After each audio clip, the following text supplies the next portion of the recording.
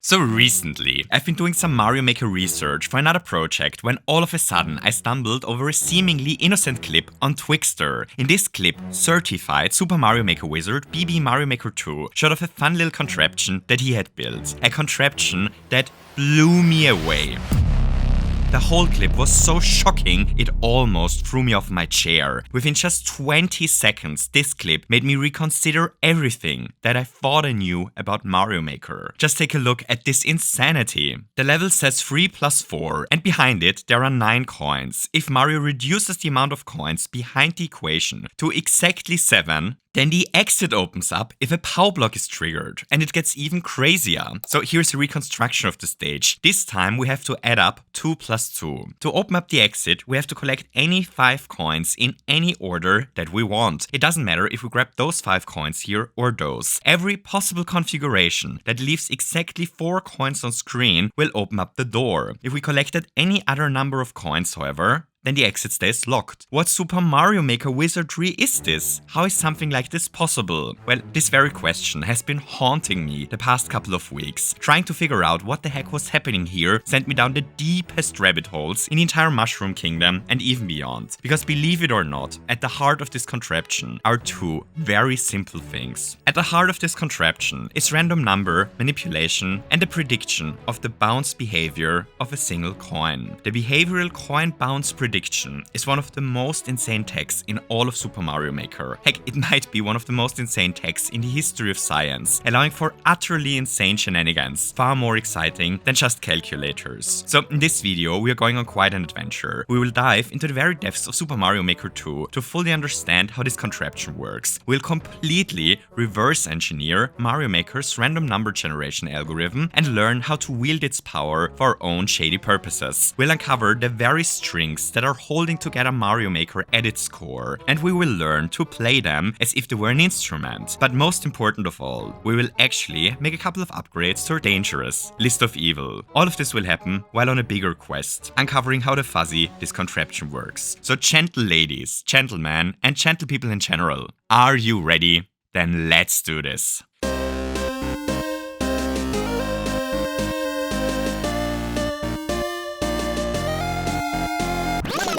To understand how we can manipulate the bounce velocity of a coin to perform calculations, we do not have to start by talking about coins, nor do we have to talk about Mario Maker's random number generation. We do not even have to talk about Super Mario Maker. So everyone, put in your best guesses where we have to start. You're wrong, we have to talk about lava lamps. So let's talk about lava lamps for a second. A lava lamp is it's a lamp that is filled with a liquid alongside some form of wax that gets heated at the bottom. As the wax heatens, it starts to flow upwards, where it slowly cools down, causing it to sink back again. Rinse and repeat. How a lava lamp works, however, isn't terribly important for us today. The important thing is something else. It is that the behavior of a lava lamp is mathematically unpredictable. There is no known way to calculate where the wax in a lava lamp will be at any given moment. Lava lamps behave completely randomly in a way that we cannot predict. And that is a really unique and actually quite useful characteristic of lava lamps, which already brings us to this picture here. This here is a picture taken in the office of the cybersecurity company Cloudflare. So why does the cybersecurity firm have roughly 100 lava lamps standing around their offices, one might ask?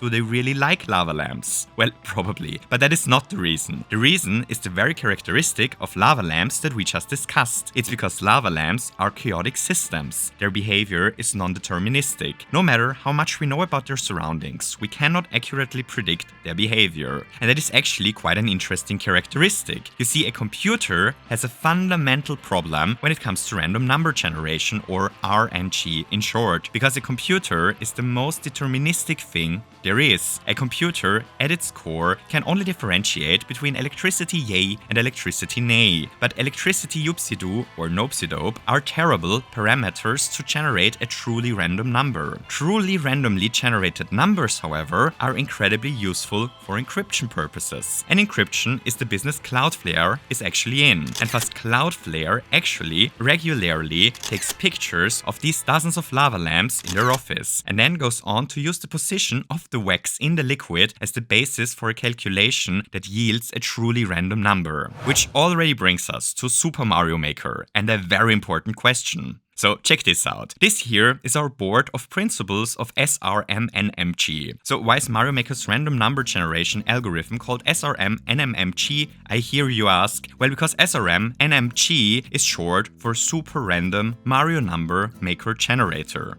Obviously. Technically, I can't quite prove that they internally called the algorithm like that, but let's face it, I'd be shocked if they settled for any lesser name. So what is the first principle of the Super Random Mario Number Maker Generator? Well, it is that Super Mario Maker is not hooked up to a lava lamp. Super Mario Maker does not use any outside source to generate truly unpredictable randomness. The game does the opposite. It uses a deterministic algorithm to generate events that appear to be random, but are in truth predictable. Awesome. So we can almost immediately add the second principle to our chart by just taking a look at an incredibly trivial contraption. Here we have a cute little clown car torture device. As soon as the game starts, each one of these 4 clown cars is violently poked into its clown car bottom by the spikes below them. This ouchful spikening causes the clown cars to flee in agony. And this is where random numbers enter the picture, because whether a hurt clown car flees to the right or to the left is decided randomly. Not that fancy yet. How does this little device reveal the second principle of SRM-NMG, I hear you ask? Well, here's the kicker. Let's start this level again. And again. And again. Do you notice it? There is something unbelievable unfolding right in front of our eyes. The clown cars always flee into the same direction every single time that we start this level. This is actually huge because it means that the random number generation in Mario Maker always starts at the same value. It always starts at 0. This is the second principle, and those 2 principles together are at the core of everything we'll be taking a look at soon. But there's one more principle that we need to understand. Luckily for us, these little helpful clown cars agreed under threats of violence to help us with another little experiment. Let's put down those 2 doors here, and let's see how the random numbers behave if we walk through the doors. So we load the game, and in each level, the clown cars stumble into the same directions. Once we walk through the door of our first level, however, the clown cars suddenly behave differently. Their agony now sends them to a different place. So are you ready? Because here comes the big surprise. If we walk through the door in the second level, the clown cars also spread out in a new pattern, the exact same pattern as before. And the same happens if we walk through the door in the third experiment, and in the fourth. And the same is true if you walk a second time through the doors on all levels, or a third time. As a matter of fact, the clown cars will always go into the same direction after leaving the door, meaning that we can predict the outcome of random events in the future. Which brings us to the third and fourth principle of the Super Random Mario Number Maker Generator. Random events in Super Mario Maker are seeded through itself, which means that the nth call of the RNG function will always return the same value. So what in all of Bowser's castles does this mean? Well, it's super simple. But first, since we no longer need them, and as promised, here's a nice little relaxing overworld stage for the 4 clown cars to retire in, as honorable reward for their heroic contribution to science. So in Mario Maker, RNG is seeded through itself, and because of this, the nth result of an RNG call is predictable. Which brings us back to Super Mario Maker's lack of lava lamps. You see, since Super Mario Maker is not hooked up to a natural source of randomness, they have to do some calculations to generate a seemingly random number. They basically have a machine into which they can throw any given number, and the machine will magically transform it into another number by random. Here is a sophisticated blueprint of how such a machine could look like. Impressive drawing skills, I know. On top, we put a number into the machine. In the center of the machine, there is a magic hoop that will cast a spell onto the number that will transform it into a new one. And this new number now drops out at the bottom. That's all there is. Here's the kicker. Since we already know that Mario Maker is not hooked up to a lava lamp and therefore deterministic, the machine can only perform deterministic operations onto the numbers that we throw in. Meaning that any number we throw in will always yield the same result. Say a 17 will always be magically transformed into a shy 43 and a 5 always into a 1012. Every single time, which confronts the clever little programmers at Nintendo with a new little problem. They just built a machine that magically transforms any given number into a random number, but since this random number is always the same number for the same input, they have to input random numbers into the random number generator to generate random numbers, which dare I say it, defeats the purpose of the machine, doesn't it? Which brings us back to the machine being seeded through itself. You see, the number that is thrown in at the top is actually the seed used to grow the new random number that it will spit out. What they do now is they always just take the last number that they spit out and throw it back into the top of the machine again. Any given 5 might always turn into a 1012, but a wild 1012 might turn into a cute 30,901 after all. And we already know which number is the first number that they throw into this machine because of the second principle of SRM-NMG. The random number generation always starts with a 0. Since the super random Mario number maker generator always throws back in the numbers that it self-generated before, it will always spit out the exact same number the third time we started. The same is true for the 50th time and even for the 10,000s. This is what it means that the result of the nth call of the algorithm will always spit out the same number. This is the very thing that the brave retired clown cars were demonstrating under life-threatening circumstances to us before. So with this we almost know everything that we need to know about random number generation in Super Mario Maker to have some fun with it. There is just one more principle that we have to understand. You see, as it is now, there isn't a lot of randomness in a level. If we were to leave our ivory tower, however, and leave all clown car experimentation behind us to take a look at how actual Mario Maker levels work, then we will pretty soon realize that things aren't as predictable there as it might appear in our cozy little laboratory. So why is that? Well, that is because of the 5th principle of the super random Mario number maker generator. It is because the main source of randomness in the game is actually you. The main source of entropy is the player. Here's the simple trick that the clever little programmers in Nintendo's basement came up with to actually make this very predictable series of events feel unpredictable. They do not only throw the previous random number into the machine whenever they actually need to perform a random action. Instead, they permanently throw the number into this machine to change it, even if they do not plan to use it anytime soon. They let the machine recycle their previous number every single frame that we are walking, running or standing around. They throw it in whenever we leave the ground via jump. They throw the number in several times whenever a fire flower spawned or an ugly hammer bro throws a laughable hammer. This is the core idea behind how Super Mario Maker generates randomness. The random events follow a predictable sequence, but since our action and the level that we're playing permanently moves us forward on this sequence, it appears to be random. What we perceive as randomness is actually the result of many deterministic numbers being generated but never used. And with this, we can finally have some fun with Super Mario Maker.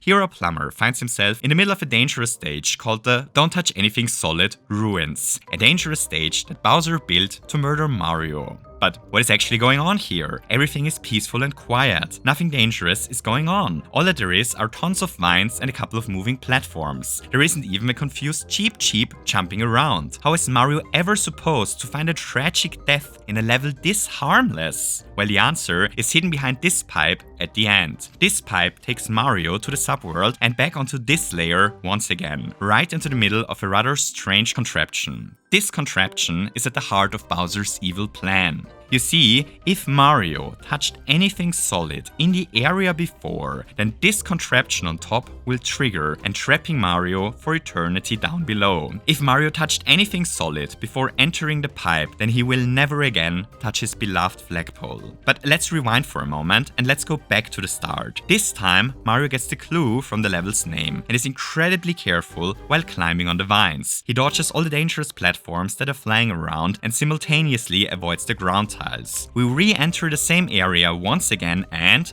would you believe it? This time the contraption at the end does not lock the exit, not only allowing Mario to escape, but also adding don't touch anything solid to our dangerous list of evil during the process.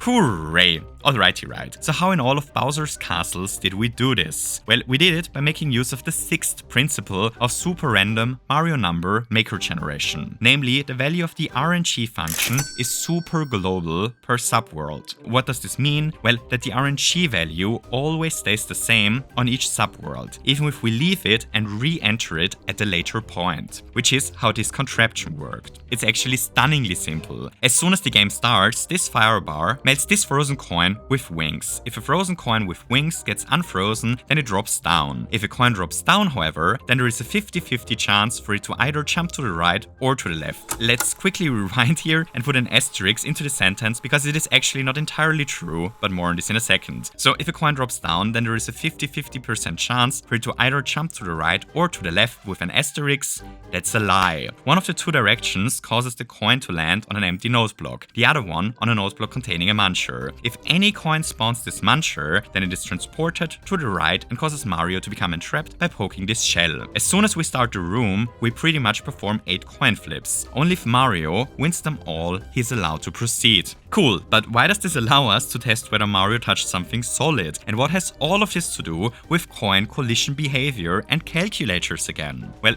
just you wait. We'll take a look at it in a second. But before we do, we just quickly have to introduce an easy and simple concept that makes it a lot simpler to actually talk about all the hidden RNG manipulation madness that is soon going to take place.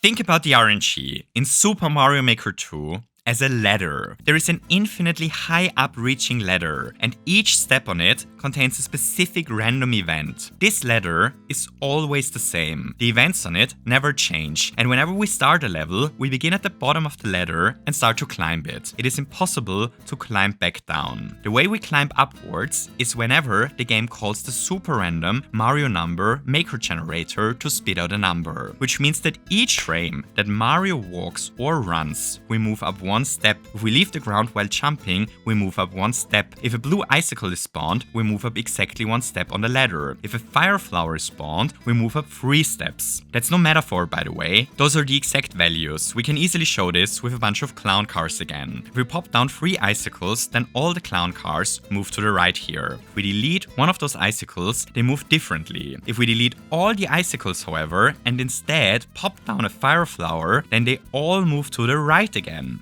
Also, do not worry, we did not break our word. The retired clown cars are fine. We simply enslaved a bunch of new ones. Let's quickly break down what happened here, because I think it really helps to understand the entire concept we're soon going to manipulate manually. Here's what happened. When the game is loaded, we start at the first step of the RNG ladder. Each icicle now moves us up exactly one step. Afterwards, the first clown car is loaded and screams for a random number. This takes another RNG value, which means we go up another step on the ladder. Now the next clown car takes a number and moves up, and so on. Now check this out. We can visualize how the clown cars are moving up the ladder. Here these 3 icicles take the first, second and third number of the RNG ladder. This clown car now takes the number of the 4th step, this one the number of the 5th one, this one the 6th, and finally this one the 7th. So since all clown cars move to the right here, we know that the 4th, 5th, 6th and 7th step of the RNG ladder all send a clown car to the right. However, I happen to know that the next step on the ladder is going to send the clown car that uses it to the left. So if we pop down another icicle, then these icicles suddenly take the first 4 steps. These 3 clown cars now take number 5, 6 and 7, which all will send them to the right, and this clown car gets the 8 number, which moves it to the left. If we add another icicle, the numbers once again shift upwards, with the lowest clown car becoming a new number and all the others now mirroring the behavior of the clown car that was below them before. If we add another icicle, then this clown car will move to the right because their position on the absolute RNG ladder changed. This is our position on the absolute RNG ladder. But what about relative RNG? Well, relative RNG is what we use to test whether Mario touched something solid before, which brings us back to this contraption. Check this out. If we just start the game right in the coin flip contraption, then something fascinating happens. Mario wins every single coin flip.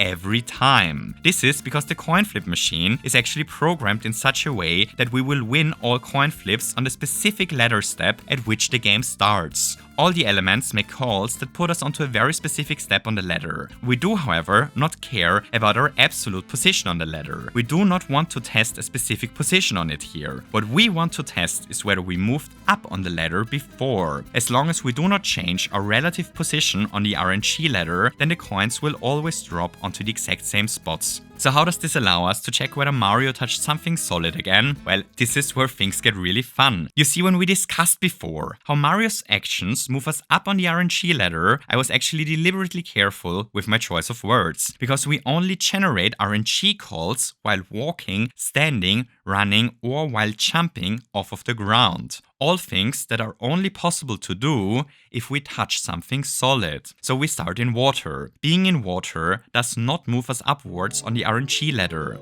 Swimming is a voiding state. We do not move along the RNG ladder while swimming. We also do not move along it while climbing, nor do we do it when we jump off of vines. It is only a jump off of the ground that generates an RNG call. So the moving platforms do not move us upwards on the RNG ladder just by spawning in. We can easily see this by returning back to our terrified clown cars once again. Platforms don't change their behavior. What this means is that the only way to change our position on the RNG ladder in this level is while touching something solid. So if we never touch a platform or the ground, we never change our relative RNG position, which means that this device will behave the same way it does if we load it straight out of the editor. Hooray! But how does this allow us to test for the correct amount of coins in a calculator level again? Well, just you wait, because it's finally time to have some fun with this. Here Mario finds himself in the middle of a twisted level that Bowser built. On top there is a hidden timer running that eventually will trigger a power block and open up the exit. Other than that, there isn't much going on here. All that there is are a bunch of bumpers and some coins. The only thing that Mario can do here is to collect a bunch of coins, waiting that the timer eventually ends. This door leads our plumber into another one of those relative RNG checking contraptions that we just took a look at. And would you believe it, once again our poor plumber becomes entrapped for eternity.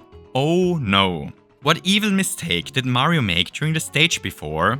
Well, he did collect coins. So let's pull out our dangerous list of evil once again and let's add a new entry onto it. Don't touch any coins.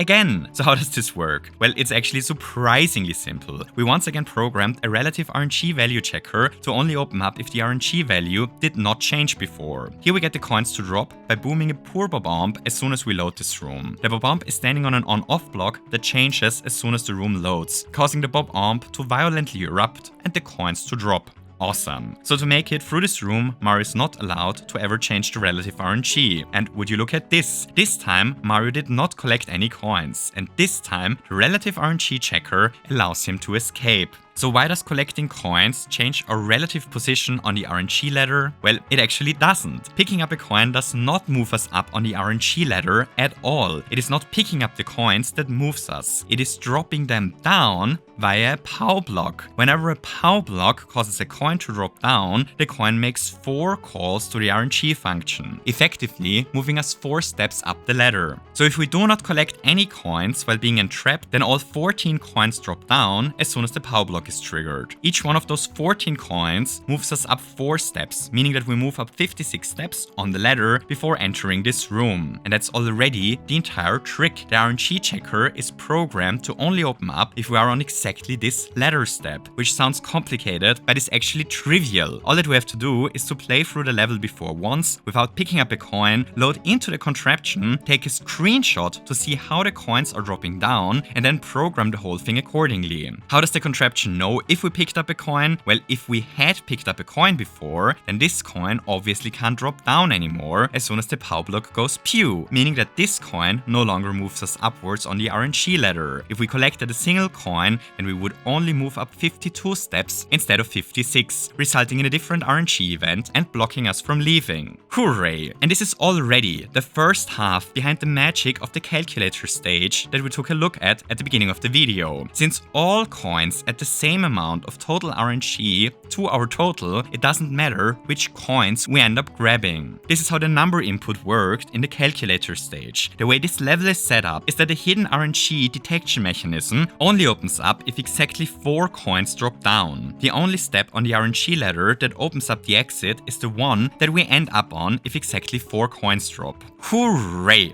But that leaves us with one final problem, doesn't it? So far, the way we tested whether we were on a specific specific RNG step was by using big and clunky coin flip machines. This calculator, however, is able to test for this value in a much smoother way. Here we simply hit a power block and within a second the test is finished. How is this possible? Well, to understand this, we have to return to our asterisks from before. We have to have a chat about the lie that I told you. The fairy tale that coins either drop to the left or to the right once they fall down. So are you ready to get your mind blown by a tiny mechanic you never even noticed before?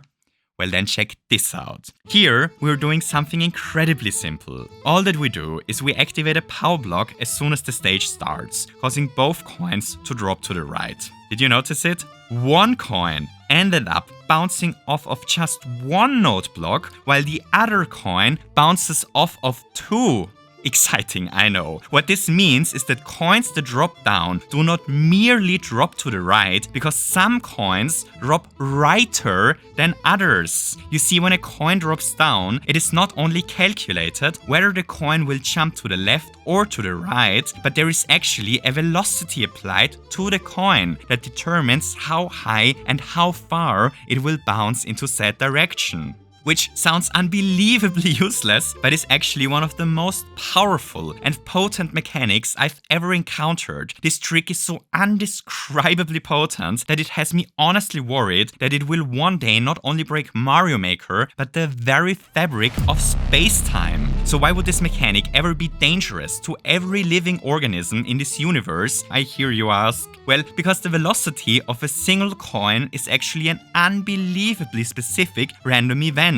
A random event so specific that it is possible for us to test in real time whether we are on a specific step of the RNG ladder. So take a look at this. Here we have a simple coin sharing a crowded tile with a seesaw platform. The seesaw platform is drawn out so far to the right that it exceeds the usually loaded area. On top of the seesaw, in this unloaded area, is a mysterious spike ball placed below an on-off block. So, going into detail, why we place an unloaded spike ball onto the edge of the seesaw platform here is even beyond the scope of this video, but for those of you that are certified Mario Makerologists, we do it to generate a placeholder spike ball and use the placeholder conversion when the seesaw is activated to test for a collision on the platform. So for all of you who haven't finished the lecture on assisted loading yet, this translates to: this contraption makes the on block go off block if something touches the platform. We can actually see this here. As soon as this coin drops down, the on-off block gets triggered. This simple little mechanism is able to accurately test for a position on the RNG ladder in real time. Why can it do this? Well, because as soon as a power block goes pow, the coin drops down and bounces. If the coin bounces onto the seesaw, the on-off block activates. But as we just established, a coin not merely jumps to the right or to the left, but does so with a certain velocity. Since we entrap the coin here in a very specific way, it requires a very specific coin bounce behavior for the coin to bounce in such a way that the seesaw platform actually gets touched by the bounce. And this very specific coin bounce behavior is determined by our position on the RNG ladder. It allows us to check for RNG. Just take a look at this. Every one of the steps on the ladder, the coin misses the seesaw in some way. But well, let's remove the last icicle and let's observe the coin bounce behavior together in awe. Yep. At this RNG layer, the contraption suddenly activates. Unbelievable, isn't it? It really makes one wonder whether science has gone too far. This is how BBMarioMaker 2 built his calculator contraption at the beginning of the video. Only a very specific step on the RNG ladder causes this coin up there to bounce in such a way that the seesaw activates the on-off block. And the way that we reach the specific ladder step is by dropping down exactly 4 coins. That's all there is to it. Hooray! So here we have it. The next time when someone asks you whether you are glad that Mario Maker is not hooked up to a lava lamp, you now have a sophisticated opinion on the matter. Before we wrap this up, just a couple more things. So first, as always, a gigantic thank you to all my wonderful patrons whose names are currently scrolling by. Those wonderful people not only regularly get access to hidden content and small additional scripts, but their generous support is also the fueling scientific investigations into the very fabric of the Mushroom Kingdom, like this one. A huge thank you to them for that. Second, who actually figured all of this stuff out in the first place? Well, it's sadly very difficult to properly credit this person because figuring all of this out has been an ongoing community effort over years. An ongoing community effort that the wonderful community actually compiled together in a ridiculously clever Google Doc. They officially call it a Super Mario Maker 2 RNG guide, but that's like the understatement of the millennium. The thing is a dissertation about Mario Maker RNG and should give everyone who worked on it an honorary PhD in Mushroom Kingdom physics. The information in this guide is absolutely bonkers. There is a link to it in the description. I highly recommend that you check it out if you're interested in ever building a Mario Maker level around any kind of super random Mario number maker generator manipulation. Second, another shout out to the incredible BBMarioMaker 2 for coming up with the calculator design that this video was centered around. If you want to play the stage that was built around this mechanic, and let's face it, why wouldn't you? It's Mario Math and the ID is on screen and in the description as well. Finally, a huge thank you to Psychro for actually telling me about this Mario Maker dissertation and for completely derailing me from what I was actually working on by doing so. Hooray! So thank you for watching this silly little video, I hope you enjoyed it. If you enjoyed it, don't forget to leave me a thumbs up and maybe feel especially like moving yourself up the RNG ladder a step and want to hit the subscribe button as well. Finally, if you truly loved the video and want to support content like this, then there is also the option to support the channel via Patreon. See you next time and lots of hugs.